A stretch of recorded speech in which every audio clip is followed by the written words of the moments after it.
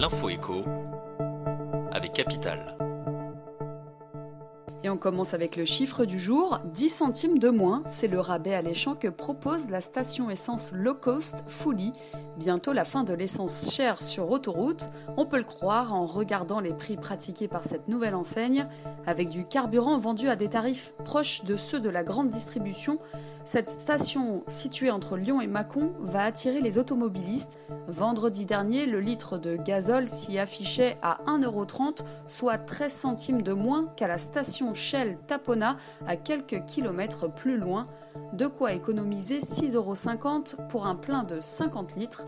Fully compte ouvrir 5 nouveaux points de vente en 2021, puis une dizaine d'autres d'ici 2025. L'info pratique Capital.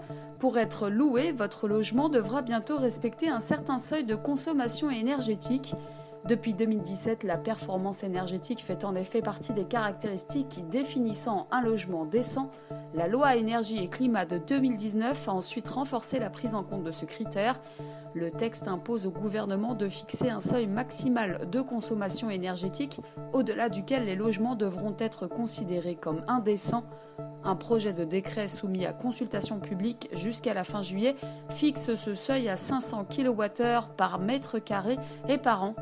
Seuil qui sera appliqué à tous les nouveaux contrats de location à partir du 1er janvier 2023.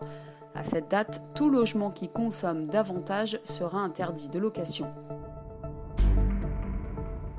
Le coup de gueule du jour pourrait être poussé par les propriétaires confrontés à des retards de travaux ou de construction de logements.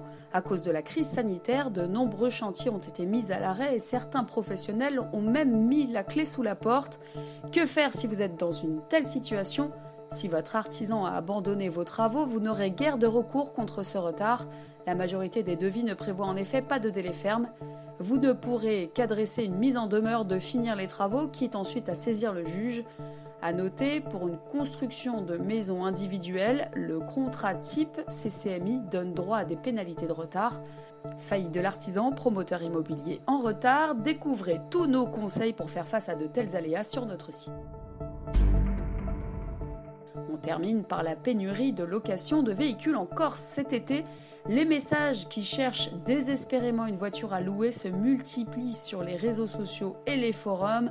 Hertz ne peut plus honorer les réservations sur l'île de Beauté. Europcar dispose encore de véhicules, mais a dû en faire envoyer depuis le continent.